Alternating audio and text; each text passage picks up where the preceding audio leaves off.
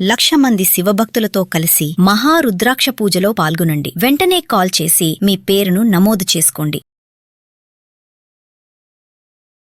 బౌద్ధుల స్టోరీలు చెప్పుకుంటూ ఉన్నాం నమ్మగారు. బౌద్ధ జాతక కథలు. ఎస్, బౌద్ధ జాతక కథలు బాగుంటాయి. నీతి ఉంటుందండి.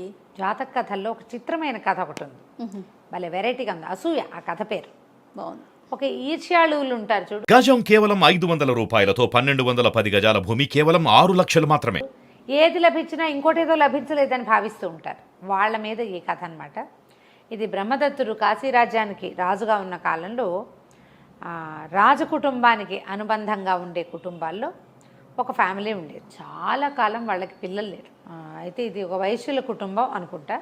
పిల్లలు కలగకపోతే అందరు ఆ కోడల్ని ఏదో రకరకాలు అనేవాళ్ళు. అంటే అమ్మాయి ఎప్పటికీ పిల్లలు పుట్టట్లేదంటే పెళ్ళై 10 సంవత్సరాలు అయిపోయింది. ఆవిడకి నెల తప్పిందని అబద్ధం చెప్పేసి పుల్లటి మామిడికాయలు అవి ఇవి తిని ఈ లేత నెలల్లో ఎలా బిహేవ్ చేస్తారో అట్లా బిహేవ్ చేసి క్రమంగా నెలలు పెరుగుతుంటే నడుముకి గుడ్డలు చుట్టుకుని ఎవ్వరికీ తెలియనిచ్చేది కాదు, అందరికీ తన కడుపుతో ఉన్నట్టు తెలిపించేది.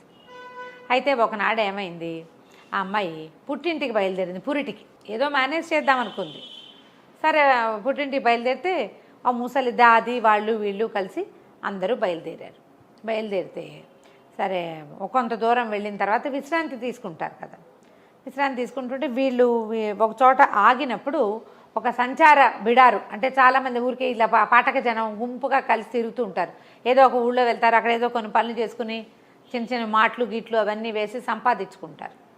అట్లాంటిది ఒక బిడారు ఒకటి వెళ్తోంది. జస్ట్ వీళ్ళు ఆగారు, వాళ్ళు బయలుదేరారు అనమాట. సరే ఏమైంది, ఈవిడ కాస్త కొంచెం అటు ఇటు కొంచెం కాలు చాచుకోవడానికి నడవడానికి కొంచెం వాగల్లే ఉంటే ఆ వాగు వైపుకి వెళ్ళేసరికల్లా అక్కడ ఒక చెట్టు కింద ఒకడికి ముద్దులు మూట కట్టే ఒక చంటి పిల్లాడు కనపడ్డాడు. ఆవిడకి బంగారపు రంగులో వెలిగిపోతున్నాడు. బోధిసత్వుడు అట్లా జన్మించాడు అక్కడ. ఓహో. అయితే ఈవిడ ఏం చూసుకుంది, అటు ఇటు చూస్తే ఏమనిపించింది, సంచారంలో బిడారు వెళ్ళిందా, వాళ్ళలో ఎవరైనా ఒక పేదది పిల్లాడిని పెంచలేక కానీ ఇక్కడ వదిలిపెట్టి వెళ్ళి ఉంటుంది. ఈవిడేమనుకుంది, భగవంతుడు నా కోసమే ఇంకొక 10 రోజుల్లో కాన్పు వస్తుందనగా బయలుదేరింది ఈవిడ లెక్కలట్టా చెప్పి. రోడ్డు మీద కాన్పు వచ్చిందని చెప్పచ్చు.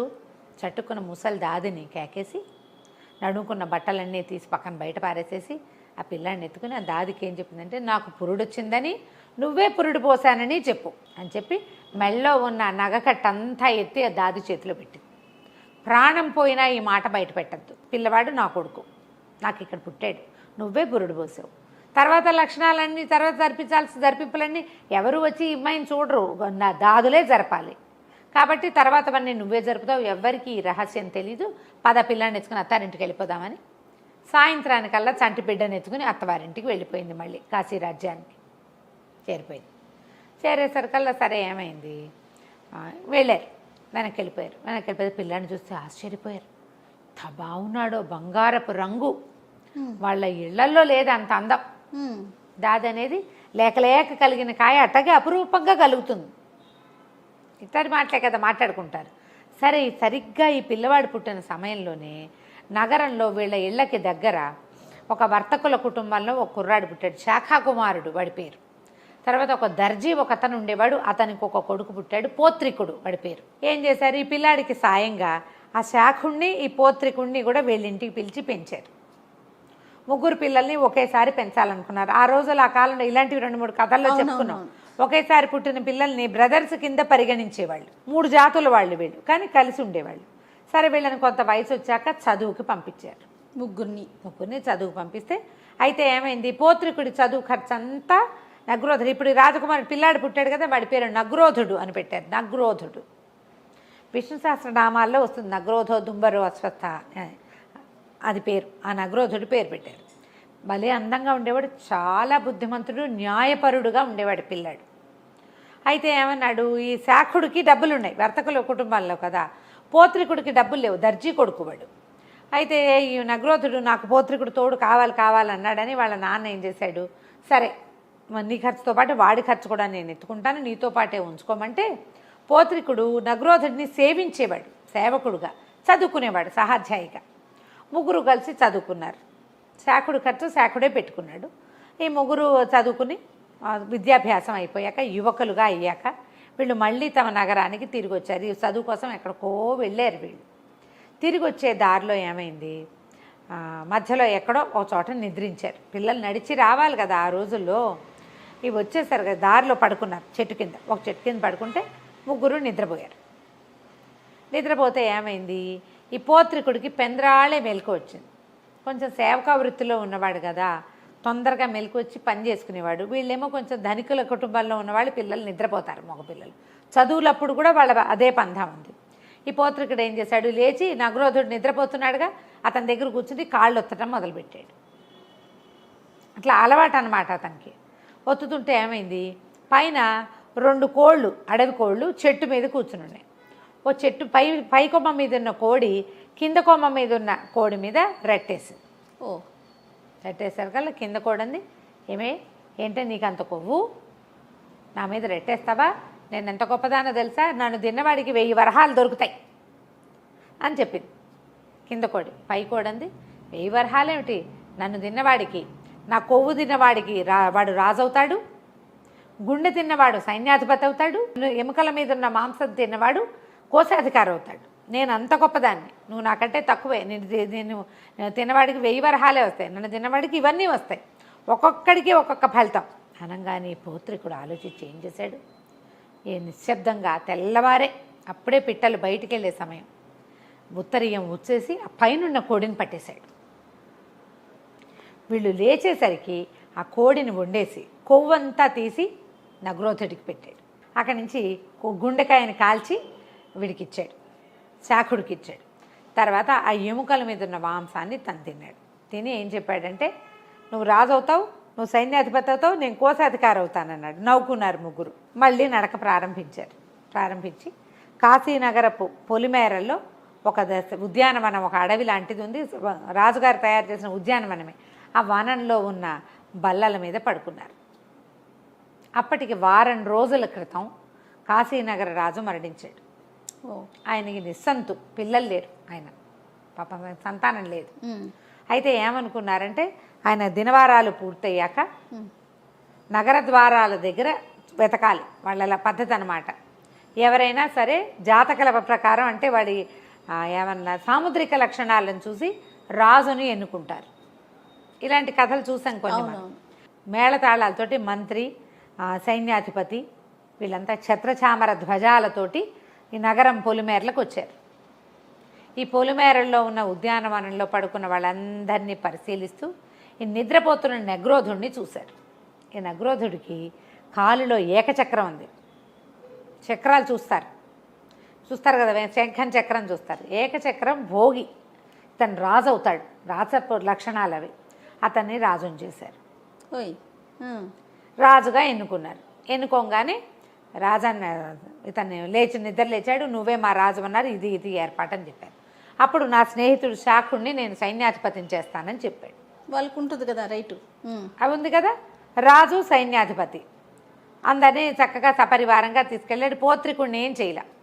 అయితే రాజు అవగానే ఇతను ఏమన్నాడు, శాఖుడితో చెప్పాడు, శాఖ నువ్వు వెళ్ళి మన అమ్మానాన్నలను తీసుకురా, మనం ఇంత గొప్పది ఇంట్లో ఉన్నాం, నేను రాజునయ్యా, నువ్వు సైన్యాధిపతిని అయ్యావు, మా అమ్మ నాన్నలను తీసుకొస్తే వాళ్ళు కూడా మనతో పాటు ఉంటారంటే శాఖుడు అన్నాడు, నేను ఎందుకు వెళ్తాను, అది చిన్న పని కదా, నేను సైన్యాధిపతిని, నా లెవెల్కి తగిన పని కాదు అది, ఎవరైనా చిన్నవాళ్ళని పంపించు నువ్వు అనేసరికల్లా తను ఏమనుకున్నాడు, సరేనని పోత్రికుడిని పిలిచాడు. పోత్రిక నువ్వు వెళ్ళి అమ్మా నాన్నలను తీసుకురా, మీ అమ్మా నాన్నని కూడా తీసుకొచ్చి ఇక్కడే ఉంచుకుందాం అన్నాడు. పోత్రికుడు వెళ్ళాడు. వెళ్ళేసరికి వాళ్ళ అమ్మా నాన్న, శాఖుడు అమ్మా నాన్నకి దగ్గర వెళ్ళాల, నగ్రోధుడి అమ్మా నాన్న దగ్గరికే వెళ్ళాడు. వెళ్తే వాళ్ళు ఏమన్నారు, అయ్యా ఆయన రాజు అయితే మా అబ్బాయి రాజు అని చెప్పుకుంటాం, మేము ఇక్కడే ఉంటాం, ఆ ఊరు వచ్చి అక్కడేం చేస్తాం, మహానగరంలో మేమేం చేయలేం, చిన్న ఊళ్ళో ఉన్నారు వీళ్ళు, ఎట్లాగూ రాజబంధువుల పరివారంలోనే ఉన్నాం, ఇంకొంచెం గొప్ప జరుగుతుంది అదేదో ఇక్కడే జరుపుకుంటాం, నగరానికి వచ్చి ఆ బాధలు పడలేం, కొత్త చోటు ఇంత వయసు వచ్చాక పెద్దవాళ్ళం అక్కడ ఏమడలేం, కాబట్టి మేము రామన్నారు. ఇప్పుడు సరే అక్కడి నుంచి ఏం చేశాడు, తిరిగి వస్తూ శాఖుడి ఇంటికి వెళ్ళాడు. శాఖుడి అమ్మా నాన్న కూడా చెప్పాలనుకున్నాడు, కానీ అదే సమయానికి శాఖుడు తన ఇంటికి వచ్చి ఉన్నాడు, ఇంట్లో ఉన్నాడు అమ్మా నాన్నల దగ్గర. నేను శాఖుడి మిత్రుణ్ణి, పోత్రికుడు నా పేరు, మరి వాళ్ళ అమ్మా నాన్నలు కలవడానికి వచ్చానని వాకిట్లో సైనికులకి చెప్పాడు. చెప్పేసరికల్లా ఎప్పుడైతే శాకుడు మిత్రుణ్ణి పౌత్రికుణ్ణి అని చెప్తున్న మాట తెలిసిందో వాడిని చావచిత కొట్టండి, శని వెధవ, వాడి వల్లే నేను సైన్యాధిపతిని అయ్యాను, లేకపోతే నేను రాజునయ్యేవాడిని అనేసరికల్లా సైనికులు కొట్టారు పౌత్రికుడు. కొట్టేసరికల్లా ఏం చేస్తాడు పౌత్రికుడు? ఏమిటి శాకుడు ఉద్దేశం ఏమిటి? నగ్రోధుడు ఉన్నాడు, నేనున్నాను, నాకెందుకు ఇవ్వలేదు కోడి కొవ్వు? ఆ కొవ్వు నాకు ఇచ్చుంటే నేను రాజునయ్యేవాడిని. తన కాకుండా నగ్రోధుడికి ఇచ్చాడు. నగ్రోధుడికి ఎందుకు ఇచ్చాడు? నగ్రోధుడే పౌత్రికుడిని చదివించింది. నగ్రోధుడిని రాజు చేయాలని ఎందుకు అనుకున్నాడు?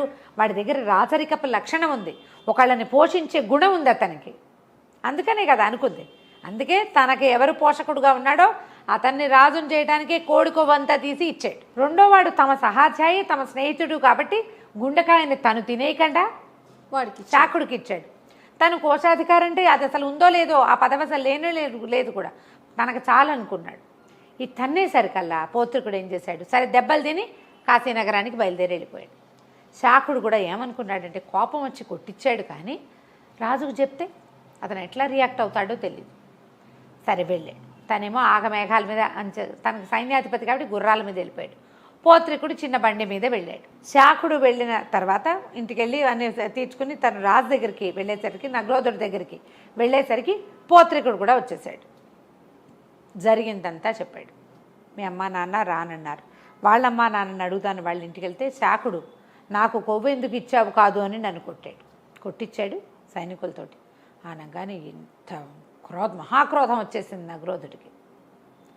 తను తినచ్చు కదా, సైన్యాధిపతి వాడే అవ్వచ్చు, వాడవ్వకుండా నీకు పట్టం కట్టాడు సహాధ్యాయువని స్నేహితుడివని. లేదా వాడే తినచ్చు కోడి కొవ్వు రాజు అవ్వడానికి. వాడు ఎందుకు తినలా? వాడి బుద్ధి మంచిది, వాడు సరిగ్గా ఆలోచించాడు. నా శక్తి ఎంత, నేను ఎంత చేయగలను, నేను ఎంత దానికి పాత్రత కలిగి ఉన్నానని ఆలోచించి ఒక పెద్దది నాకు, రెండో పెద్దది నీకు ఇచ్చి మూడో భాగం తీసుకున్నాడు వాడు. అలాంటి వాడిని కొడతావా నువ్వు ఏనాడైనా వాడికి సహాయం చేసావా? ఒక్కసారి కూడా వాడి చదువుకి ఒక్క గుడ్డిగవ్వ కూడా నువ్వు ఇవ్వలేదు. అయినా కూడా స్నేహితుడు అన్న ప్రీతితోటి ఇచ్చాడు. వెళ్ళిపో, నువ్వు నగరం వదిలిపెట్టి వెళ్ళిపోమన్నాడు. అనేసరికి పౌత్రికుడు కాళ్ళు గడ్డాలు పుచ్చుకొని బతిమలాడాడు నగ్రోధుడిని. వద్దు అట్లా చెయ్యొద్దు, వీడు మన స్నేహితుడు. ప్రథమ కోపంతో చేశాడు ఇంత పని, ఎప్పుడూ చేయడు, ఇట్లాంటి పొరపాటు చేయడు. స్నేహితుడిని ఇట్లా శిక్షించకూడదు. పైగా నువ్వు రాజువయ్యి మొదటి నువ్వు తీసుకున్న నిర్ణయం ఏమిటి? శాకుడిని సైన్యాధిపతిని చేస్తా అని చెప్పావు. నీ నిర్ణయానికి నువ్వే వ్యతిరేకివి కావచ్చా? ప్రజల్లో ఎలాంటి ఆలోచన వస్తుంది నీ మీద? వద్దు ఈ పని చేయొద్దు, శాఖ బతిమలాడుకో, నువ్వు క్షమాపణ చెప్పని శాకుడితోటి క్షమాపణ చెప్పించాడు. అసూయతోటి చేశాడు, కేవలం అసూయ తప్ప రెండో పాయింటే లేదు ఇక్కడ అని చెప్పి బతిమలాడి సర్దేసరికల్ నగ్రోధుడు అన్నాడు, సరే కోడి చెప్పిన శాస్త్రాన్ని నిజం చేస్తా. ఈ రోజు నుంచి ఈ పౌత్రికుడు అన్నవాడు ఈ నగరానికి కోశాధికారి. అప్పటి వరకు కాశీరాజ్యంలో కోశాధికారి పదవే లేదు. మొట్టమొదటి కోశాధికారి పౌత్రికుడేట. జాతక కథల్లో ఉంది ఈ క్లియర్గా. పౌత్రికుడిని కోశాధికారిని చేశాడు. అప్పటి నుంచి కోశాధికారిగా పౌత్రికుడు ఉండి కాశీరాజ్యాన్ని ముందుకు తీసుకెళ్లారు. అసూయ ఇలాంటి పనులు చేయిస్తుంది. రైట్ కదా? చాలా బాగుంది రమ్మగారు. కథ కంచికి మనం ఇంటికి.